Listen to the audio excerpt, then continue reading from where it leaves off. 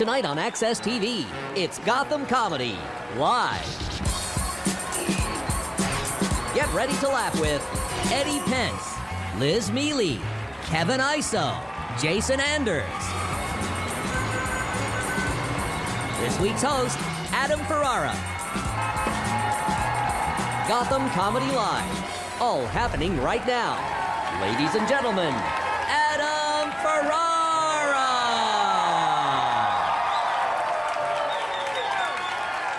Thank you so much, folks. Thank you so much. Welcome to the world-famous Gotham Comedy Club right here in New York City. This is Gotham Comedy Live. How you guys doing? That's my town. It is so nice to be home. I've been traveling. I was in Jamaica, the island, not Queens. Look at you guys. He took the train. What a world traveler he is. Woodside. Next stop, the big city. This way. We flew Air Jamaica. That's like a Bob Marley tour bus in the sky. The captain gets on Air Jamaica like, "This is your captain speaking."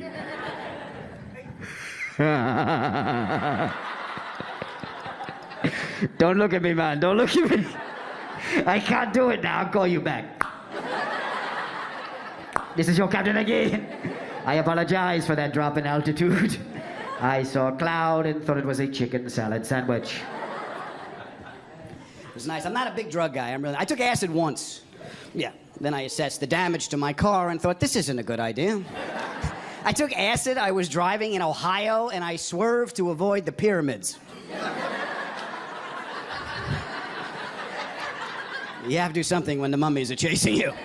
Oh, they're slow, but they're persistent. They're still here and the steering wheel's melting.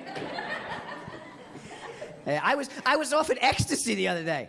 Yeah, at my age. I can't even have dairy. Are you kidding me? That's what I need, is 6 hours with glow sticks. Like, na, na, na, na, na, na, na. I can't even take medication. I have ADD. I don't know if you noticed. And I had it before it was cool. You know, now if you're a kid and you have ADD, they give you speed. Isn't that nice? You get amphetamine, like, I can't focus. I'm up! Let's read! 1 fish, 2 fish, red fish, blue fish, done! I do nothing anymore. I can't, everything's got to be health. My wife she's a big health nut, so everything in our house is organic, a lot of organic foods. It's healthy, but, you know, at least it's expensive and it tastes shitty, so that's good. We spend a lot of money on food. I don't want to tell you the name of the supermarket we shop at, but it rhymes with Whole Foods. Have you been there? Have you been to that house of gluten-free bandits? It's a gluten. You can't have gluten. Nobody really knows what it is, but it'll kill you. It's like this mysterious, deadly thing. It's like the chupacabra. Nobody can tell you, but you got to stay away from it. So I can't have gluten. I can't have anything. No refined sugar. I can't have any white flour. No more peanut butter. No, my wife says no more peanut butter. Well, there's a lot of reasons. Main reason I can't have peanut butter is I stopped arguing with her.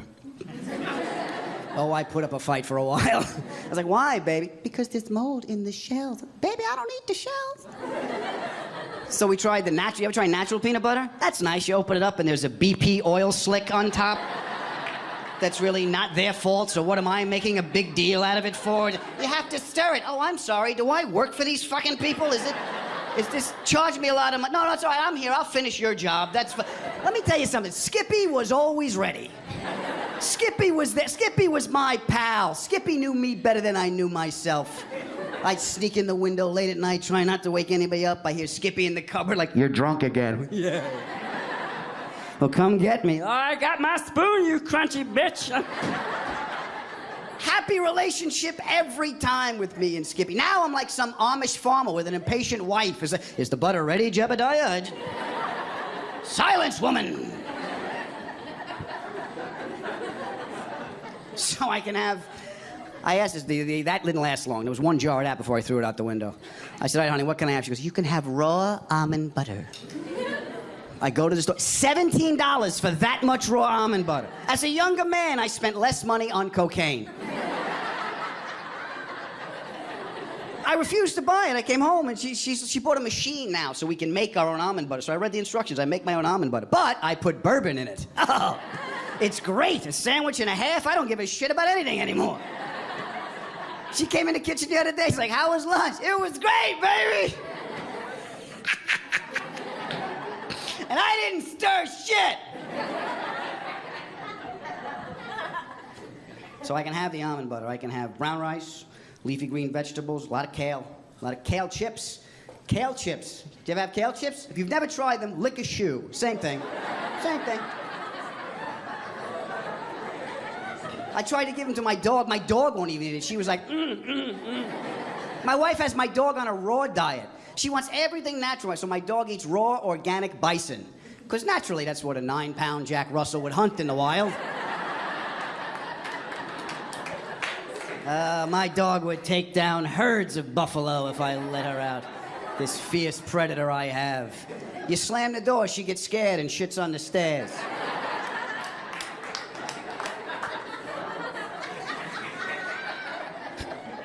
So the red meat was making her little body temperature too hot, and she was itchy all the time. And we know the red meat was the cause because the dog's acupuncturist told us. My wife has a holistic vet that comes to the house. I don't know if you guys know this, but there's no Groupon for that.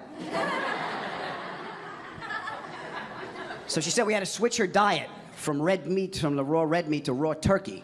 And the only turkey my dog will eat, we tried them all. The only one she's gonna eat is the Kosher Valley all-white meat turkey. I had no idea my dog was Jewish. And observant. Who knew she was observant? I should have figured out that because she barks in Yiddish. Feh, feh. What is that, bison? Feh, too hot, can't eat it. Feh. Get the ball. You threw it, you go get it, I should fetch.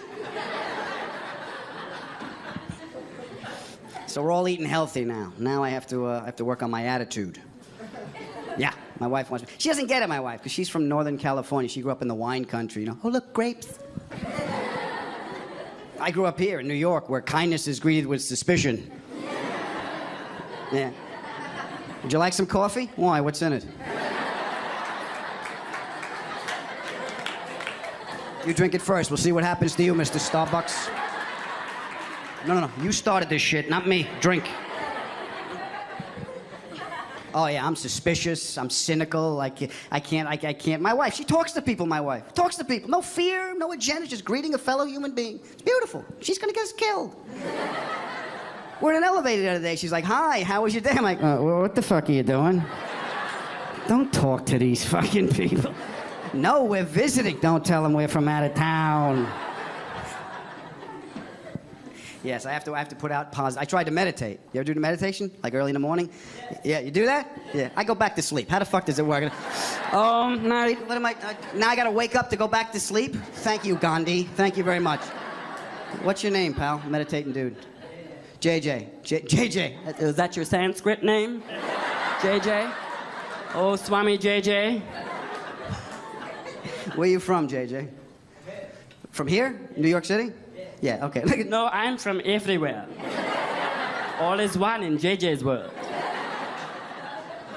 Does it work for you, the meditation, JJ? Does it help you answer questions correctly? I think you haven't gotten there yet. What? It found you settled down? Yeah, it doesn't work for me. I like wild turkey. That's a little bit of bourbon. Oh, there's God. And he looks like a bug. Well, it's very nice to meet you, JJ. I'm glad you're here, and I am glad you're all here. You guys ready for a good show?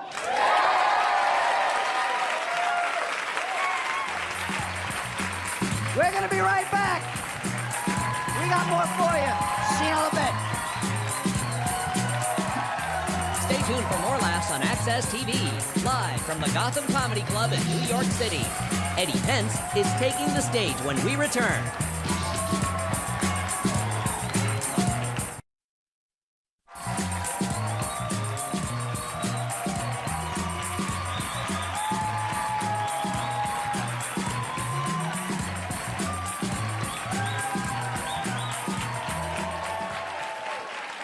Welcome back, ladies and gentlemen. Our next comic you've probably seen on The Late Late Show. Please help me welcome Eddie Pence.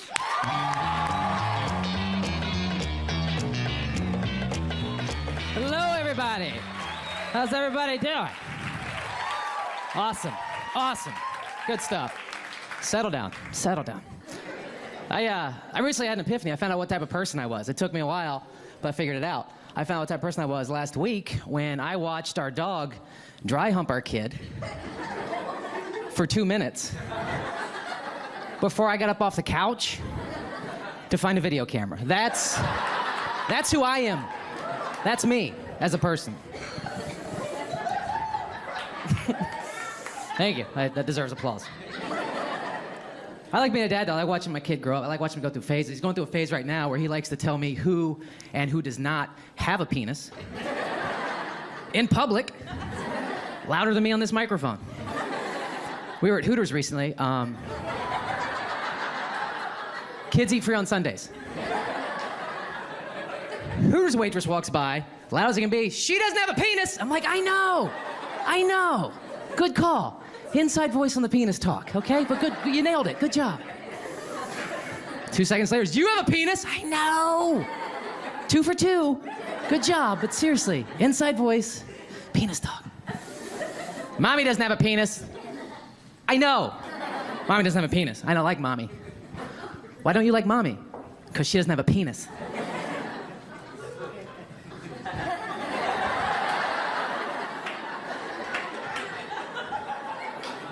Well, that's why I do like mommy, so let's agree to disagree on mommy. Oh, thank you. It's my favorite part of mommy. It's my favorite part of mommy. Besides her heart.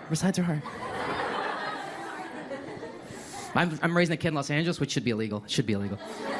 Because there's some crazy people that live in that city, man. There's some crazy people. There's a guy in my neighborhood hung up a sign for a lost cat all over the place. And that doesn't even make you crazy, because one, cats you don't even lose. They just leave. Like, you don't lose a cat. You lose a dog. You go up to someone's lost a dog, like, I'll give you $5,000, help me find my dog. Please help me find my dog. You go up to someone's lost a cat, they're like, yeah, he left. He just looked at me and walked away. I don't know. He'll be back in a week with something dead. I'm not worried about it. It's not a big deal.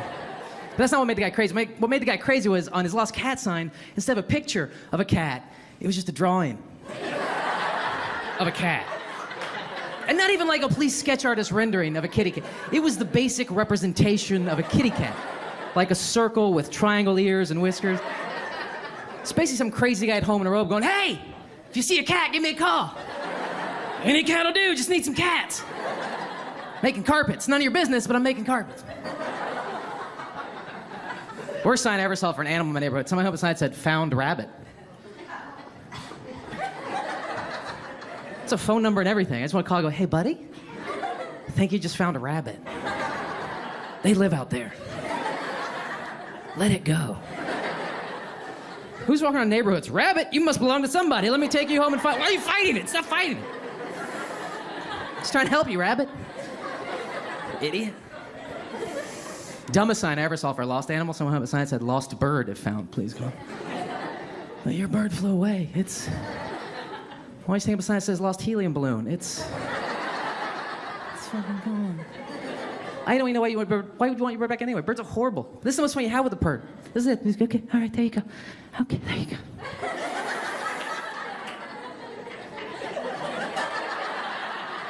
Okay, let's put you back. All right, there we go. It's the worst $6 I ever spent. That's if you get the thing out of the cage to begin with. Get out of the cage. Get out. I want to play with you. Get out. Carl! Lost bird and found, please God. Any animal you have to keep in a cage is not a pet. It's a detained animal. If its first instinct is to flee, not a pet. If you'd rather be in the woods alone, away from you, not a pet. I know, because I had the worst pets ever, cage pets ever. I had hamsters growing up as a kid. That's the worst pet you can give a kid. You know why? Because they die every 2 years. That's how long they live. I had 6 hamsters as a kid. I buried 6 hamsters as a kid. You want to teach your kids about heartache and loss? Buy them hamsters. Life lessons early. I don't know why they call them hamsters. They just call them tiny tragedies. That's all they are. They're just little tiny tragedies you bought your kid. I'm like, there you go, Billy. There's your tiny tragedy. Have fun with that. I'll buy you another one in 24 months. I'm not doing it to my kid. My kid's getting a pet that last. I'm like, there you go, Billy. There's your sea turtle. Have fun with that. Remember, your grandkids have to feed him, so. Yeah, I know it doesn't have a penis. Just play with it.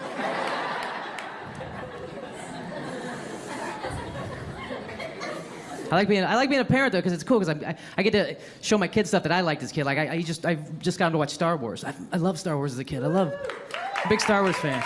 Big Star Wars fan. But the one thing that's always bothered me about Star Wars, besides the last 3 movies, were Jedis. Every Jedi was a badass. There was not like one slacker Jedi in the whole galaxy. There was not like one C- Jedi that kind of just. There wasn't like one Spicoli Jedi that kind of cheated off the Asian Jedi to get through. There wasn't like one, which doesn't work for me because that entire galaxy had to be some Jedi go up to his master. Hey, master, how you turn your lightsaber? Thank you. Thank you. Thank you.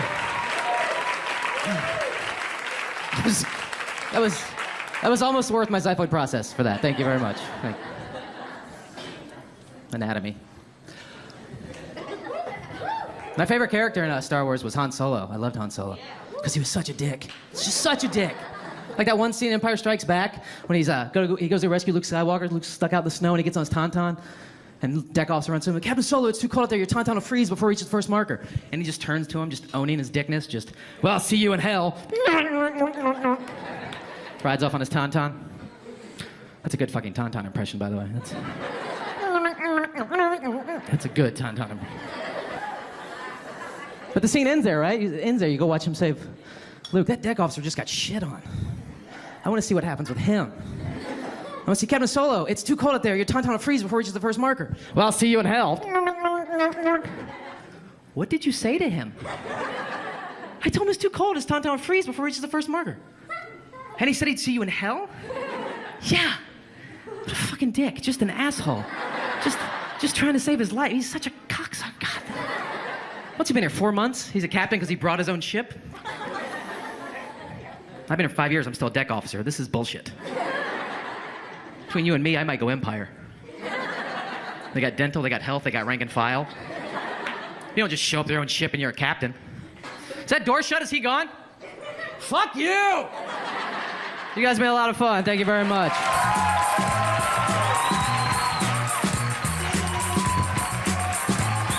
Stay tuned for more laughs on Access TV, live from the Gotham Comedy Club in New York City.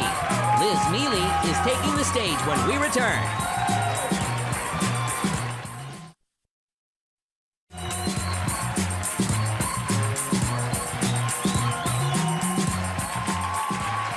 Ladies and gentlemen, our next guest is a lovely and talented lady. You've seen her on Comedy Central. It's Liz Mealy.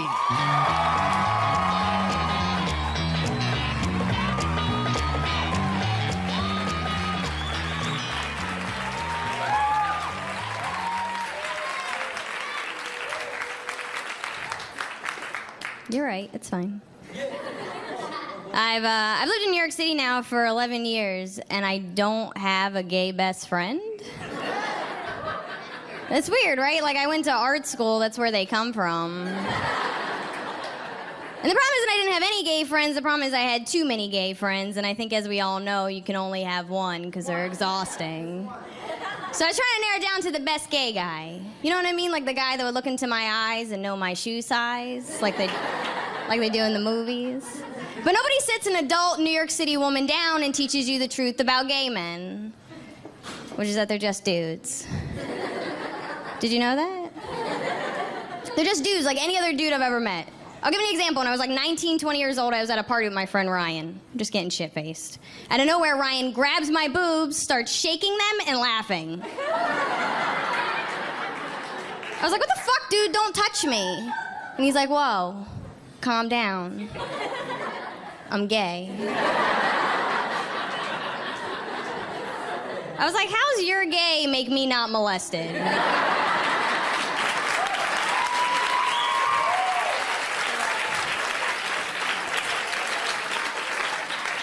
Right? Like, there's no rule, like, must have boner for me to feel uncomfortable.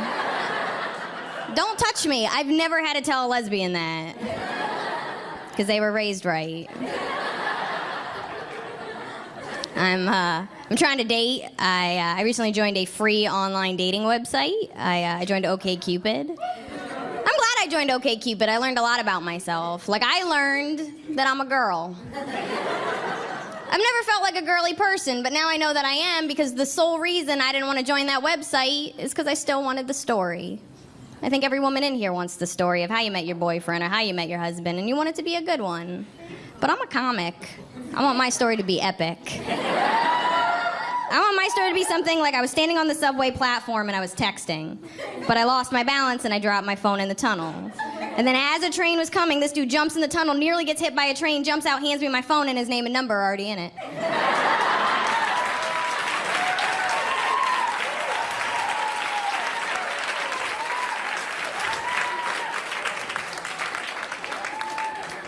And his name would be Odyssey.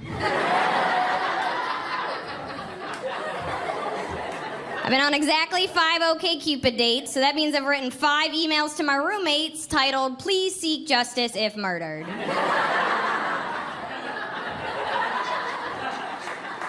anybody that is trying to online date, I want to give you some hope. I did meet a dude online. It didn't work out, so it's a weird way to give hope. But you have to understand, there's still people that don't use their credit card on the internet. I fucked a dude from the internet. I'm like a success story and a survivor. I want a t-shirt. I think he was my boyfriend. He always texted me back. If you want to know anything about the modern woman, if you text me back before my friends do, you are my boyfriend. That's how that shit works now. But it's because of him I found the one benefit of online dating, which is he was the hottest man I have ever dated in the history of my life. So everybody I've ever dated was over here, and he was over here with like kittens and rainbows and other things I enjoy Instagramming. And it's strange, because I think most people know that when you meet somebody in person, you connect. And it's through that connection that you build an attraction. And it's through that method of dating that I have accidentally dated a lot of ugly men. But you can't do that online. There's nothing to connect with. If you've never online dated, this is exactly what happens. You go through a really bad breakup and you're single for like a year. And you get really sad, and your friends are like, "Oh my God, you're so sad. Maybe you should do that over there with the other sad people."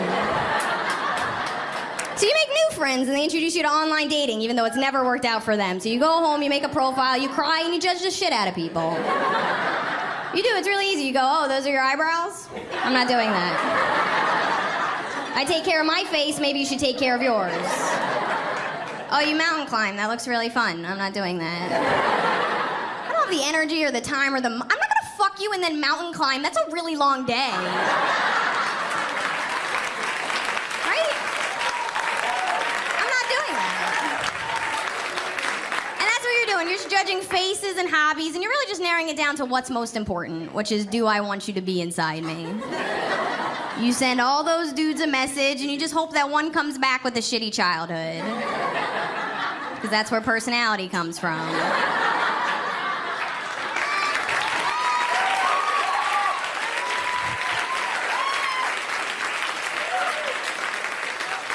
That's why I've been so charming. I'll leave you with a story. I am the oldest. I'm the second oldest of 5 kids. And I'm really close with all my siblings, but I'm especially close with my little brother Sam. My little brother Sam is about 10 years younger than me. And the thing about Sam is he's only known me as a comedian. So it kind of has shaped my life being a comedian. I'm very honest. I've never told him a lie. I just kind of tell him as it is. And I always thought that was really cool about our relationship until pretty recently when I found out that we don't have boundaries, and those are important. This is how I found out. So a couple months ago, my little sister and my little brother were living together at the time, and I walked in on one of the weirder conversations for an older sister to walk in on. I walked in on my little brother telling my little sister, like, those funny sexual position jokes. Do you guys know what I'm talking about?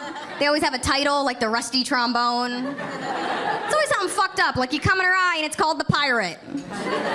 Shit like that. So this is the one I walked in on, is a dude fucking a girl from the back, but that dude leaves. Another dude starts fucking her, but the first guy goes in front of a window, waves to her, and it's called the poltergeist. And he's laughing, and he's like, "Isn't that funny? You're a comedian, isn't that funny? That's so funny, isn't that funny?" And I was like, "No." Dominated field for 12 years. I've heard every fucked up thing you can do to a woman, and it's always something that ruins her hair, and I'm not okay with it anymore. I really care about my hair. So I decided, as someone who essentially travels the world and does spoken word, that it's kind of my responsibility to spread feminist sexual positions. I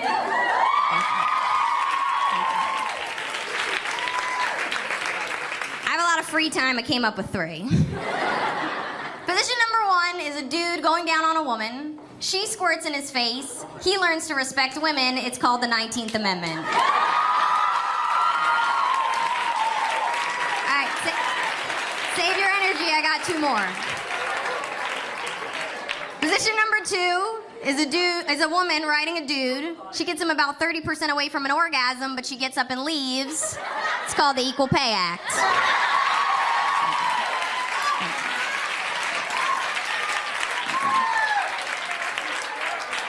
Position number 3 is my favorite. It's just a woman masturbating in a kitchen. A dude walks in sad. It's called Make Your Own Dinner. I'm Liz Mealy. Thank you so much. Thank you.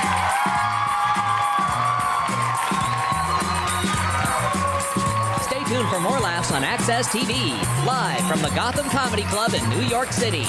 Kevin Iso is taking the stage when we return. Welcome back to the Access TV presentation of Gotham Comedy Live. More laughs right now.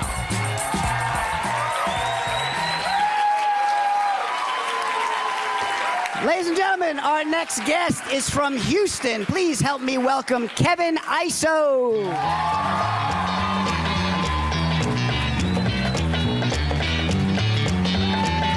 Yeah. Thank you.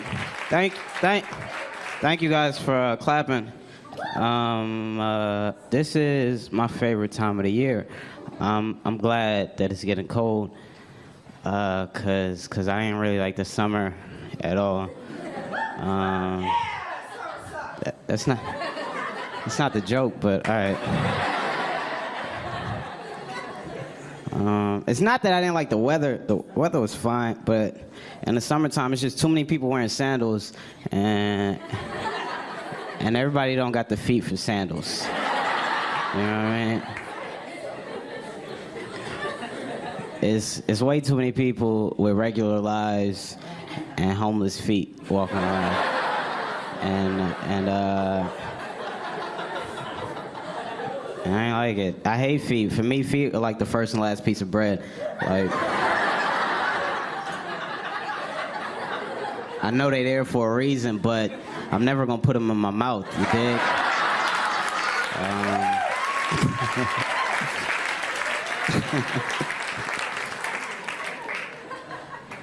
You ever see the toes where the second toe come out longer than the first one? It look like somebody trying to hand you a cigarette. It's like, yo, I don't even smoke Lucy's, man. I know some people with such bad feet, I gotta like remember other reasons why I like them and shit. Man, if you didn't pay for Netflix, we wouldn't even be cool. All right, I finished school recently, college, and that was dope. The only thing, I'm much prouder than my parents were. Anyway, I finished, and the only thing I didn't like about college was the commencement speech, because I went to a small school, and it was really whack. That's the last thing that you hear when you graduate. Like, my friend went to Harvard, and Oprah went and spoke to them at the end that year. And Barack spoke to the kids at Oklahoma State, and we had a Rite Aid manager come talk to us.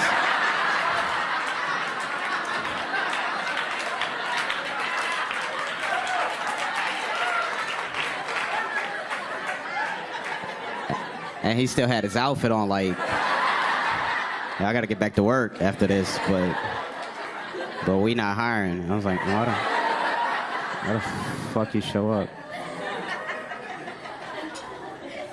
Only thing I didn't like about college was that, and then I thought it was weird too that they let people graduate for just being good in sports. That's strange to me, because they'll be like, yo, you don't even gotta go to class, you could dunk, get the fuck out of here. And I feel like that they should do that shit with stuff that you actually need, you know? Be like, Kevin, are you going to class? Like, class? Fuck out of here, I ain't going to class. Have you tasted my omelets, dude? going to class.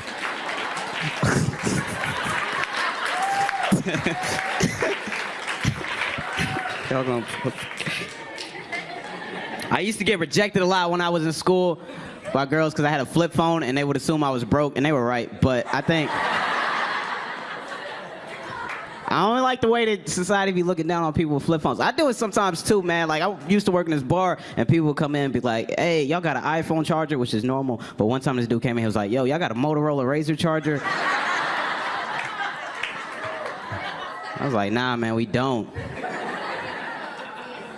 We also don't have any Ashanti albums. It's...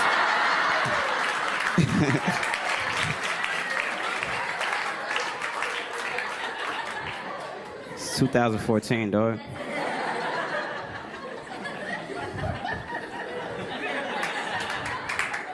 Liz was up here talking about online dating. I don't do that. I think it's very disingenuous and stupid. I had a profile though, but I wasn't getting any messages, so I created a girl's profile to see what my competition was saying, and I was just gonna copy and paste that and send it to other women. I got a lot of strange messages. A lot of strange stuff. I got a poem which I thought was very creative, but I don't think the dude wrote it. It's a poem anyway. He was like, shall I compare thee to a summer's day? Thou art more lovely and more temperate. Rough winds do shake the darling buds of May, and summer's lease hath all too short to date. So long as men can breathe, their eyes can see, so long lives this, and this gives life to thee. For I hath not much, yet thou alone would make a man rich. And just in case thou were pondering, here's a picture of my dick. And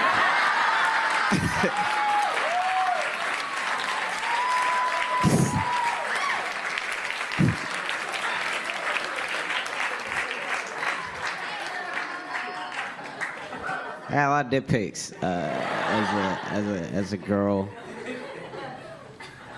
I got one that came in, the dude was like, oh, my bad, I ain't mean to send you that, ... But what you think is my girth all right? I was like, it's cool, man. You know,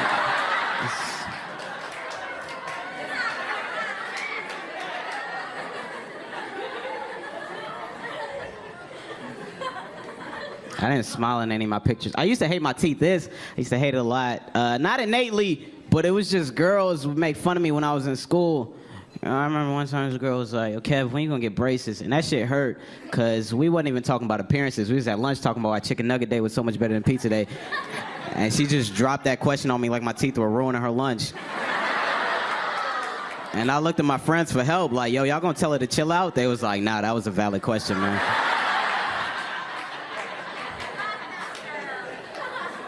Your teeth ruining our lunch too, man. We're gonna fix this shit. It's probably why I do stand-up now, because I'm like, I'm gonna prove to that bitch I can make it in America without straight teeth. But for some reason in this country, people have straight teeth even when they're not supposed to, you know? And the whole time I was watching Breaking Bad, I was like, damn, this dude Jesse been smoking meth for 5 seasons.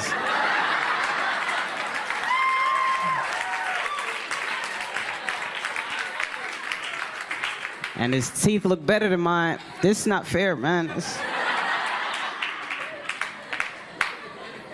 I don't even want to really fix my teeth now that I'm older. Mainly because I learned how to balance girls' nipples between my gap like a sour straw. So, you know, straight teeth dudes can't do that shit, man.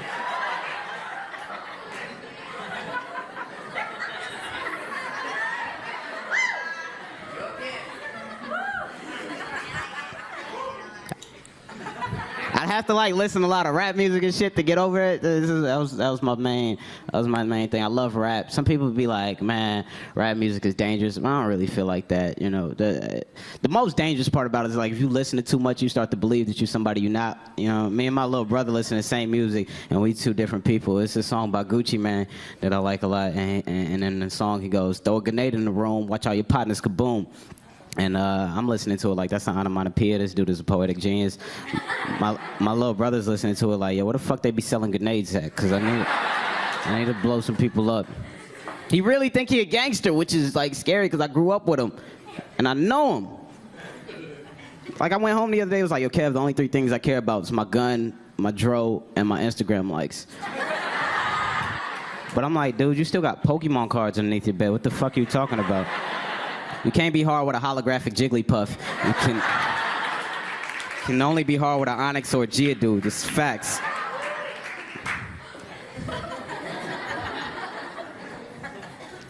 Hi, Mom. All right, I'm done. TV,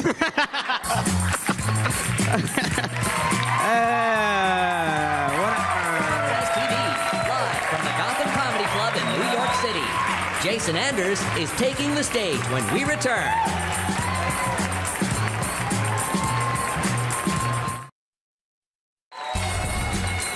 Welcome back to the Access TV presentation of Gotham Comedy Live. More laughs happening right now. Ladies and gentlemen, from HBO's Bad Boys of Comedy, he's from New York City. Here's Jason Anders.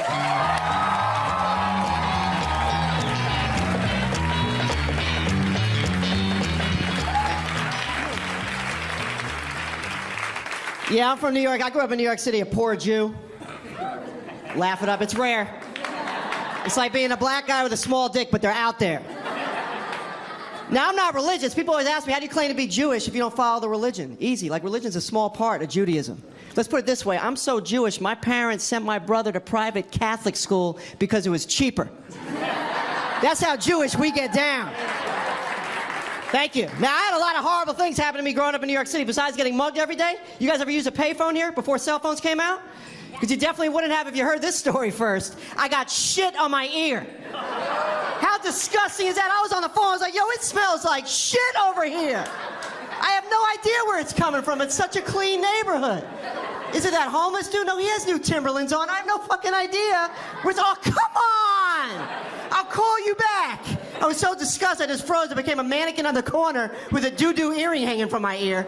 I just fell in a taxi. I was like, take me home. I don't remember where I live. I have shit on my ear.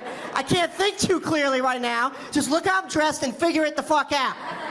I got home, I'm laying in the shower in fetal position, shivering like a little chihuahua, a little malnourished chihuahua, or like a healthy chihuahua. They all shiver, right?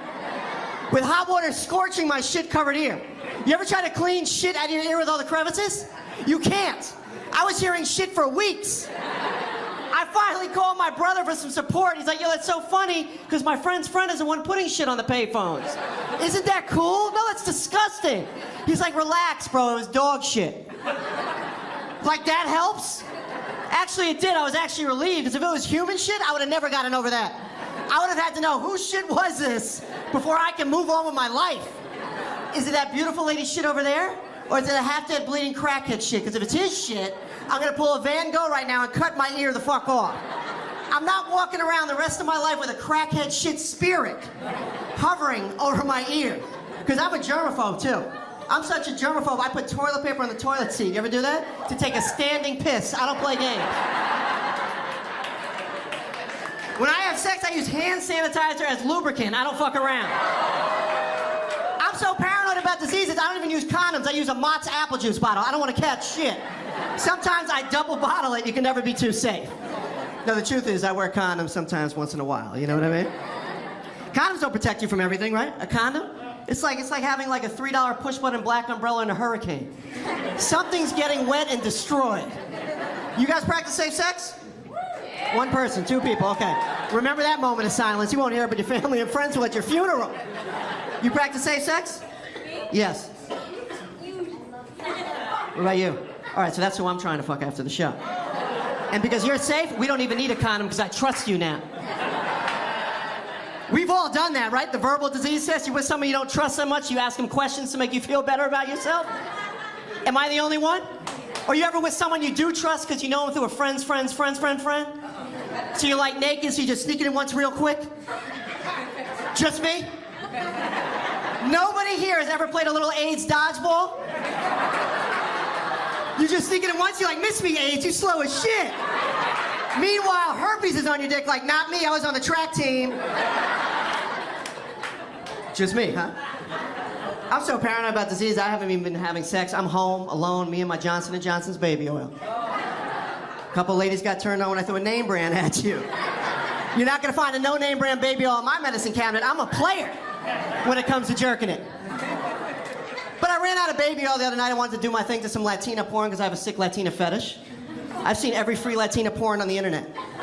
There's not one free Latina porn I haven't seen. It's sad. So I have to do the next best thing. I'll watch Indian porn, turn the volume off, and play Spanish music. That's how deep I get.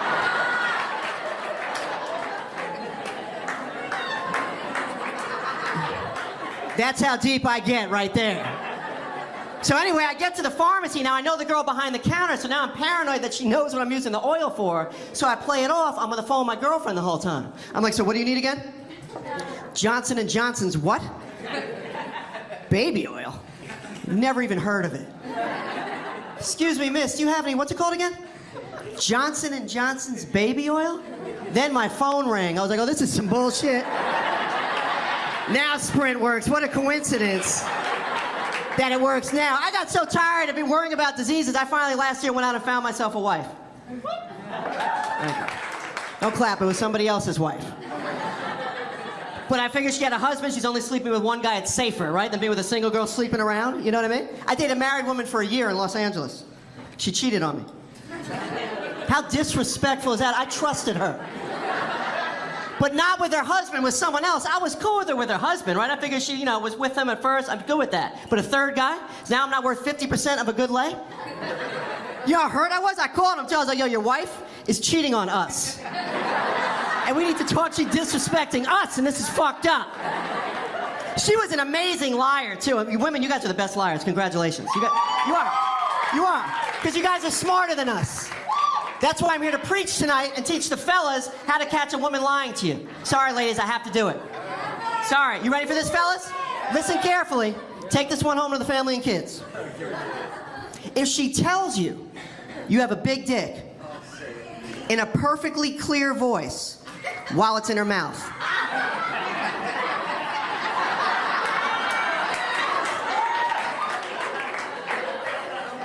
you have a big dick, Jason Andrews. My lips touch 8 times when I said it. How big can it possibly be? Paper thin big, perhaps? I don't know why women want a big one all the time. I watch porno. That big one goes halfway in.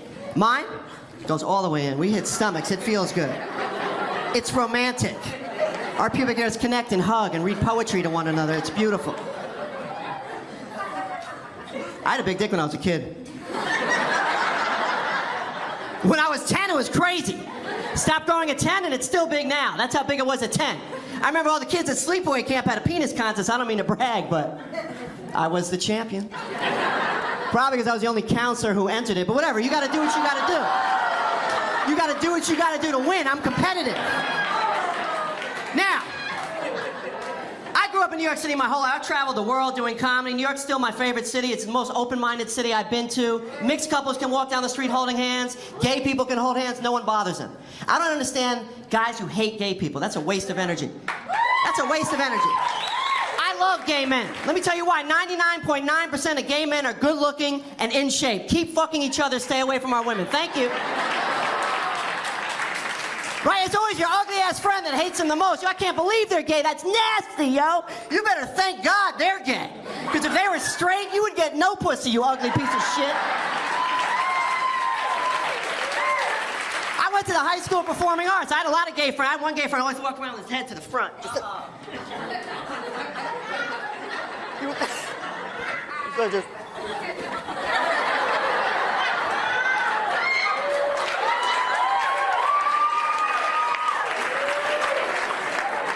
He was always focused. There's so many gay people in New York City, everyone's gonna be gay. Watch, every comedian will be gay, making fun of straight people. It'll be the opposite show. Right, just coming on stage, just, what's up, Gotham? I wanna thank everybody here for coming. That's coming with a U. Spell it, bitches. Counter clock. Now take the L out of clock, and what do you have? Spell it, bitches. Okay.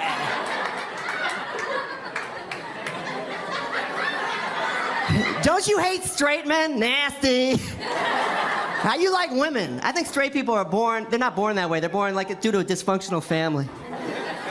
Straight guy, I don't get it. How you like vaginas? That's nasty. They're so confusing. How you tell the difference in the pee hole and the clit? Seriously, how do you guys tell the difference? Can somebody help me out with that? All right, back to the character. I hate straight men, right? They always be into sports, right? They always be like, Yankees, Yankees, Yankees. Why don't you just yank these, bitch?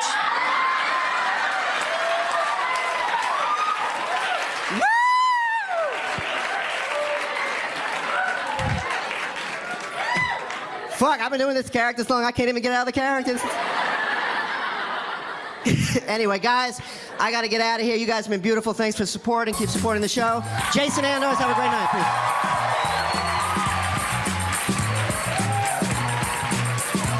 Stay tuned for more laughs on Access TV, live from the Gotham Comedy Club in New York City.